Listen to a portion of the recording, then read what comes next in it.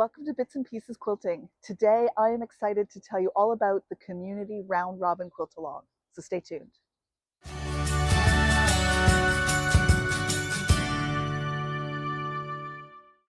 Hi, I'm Michelle, and today I am thrilled to tell you all about the community round robin quilt along. This has been in the planning for months, and we are finally here. It's been a lot of work, but a lot of fun, and we hope that you will join along. So a number of months ago, Brenda from Conquering Mount Scrapmore with Brenda reached out to me, to Future Cat in New Zealand, and to Kelly with Kelly's Quilts and Cruises, and asked us if we wanted to collaborate on a quilt project. And I was thrilled to be asked because if you know Brenda, you know that she has made and built an incredible online quilting community. And so we want to tap into Brenda's online community, bring in our own communities, and build up a fabulous, fun, and exciting project. And so, based on the theme community, we have developed a number of patterns in a round robin style that we want to share with you. So, in a traditional round robin, someone will make a block and then they will send it to a friend who will then add to it and so on until it comes back to them. But given that we have been scattered around the world, that doesn't really work very well. So, we have been sharing patterns, which has given us the opportunity to put our own interpretation and our own spin and our own fabrics all together into a project that we've been able to make our own. And we hope that you will do exactly the same thing. These projects are beginner friendly, maybe a confident beginner for some of them. There are some options, so there's a beginner, intermediate, and maybe slightly advanced option for some of the rounds.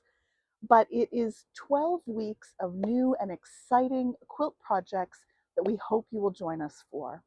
You don't need any special tools for this community round robin quilt along. Your regular quilting tools will be sufficient: a rotary cutter, a mat, a ruler, a sewing machine, all of those things, of course, but no fancy templates, no fancy equipment. You will be all set to go. And we hope that you will take on the challenge of making this completely from your stash. We don't want you to have to buy anything new for this project. You should have, if you have a little fabric collection, you should be able to get everything you need to make this project. And we hope that you'll particularly dig into your scraps and your strings and your crumbs, because there'll be opportunities to use all of that. The project is going to kick off next week on the 9th of July, and Brenda is going to teach you the first center of the first block. Then Future Cat will come along the following week with the first round, and Kelly for the second round. And then you'll see me again on week 4 for the center of the second block.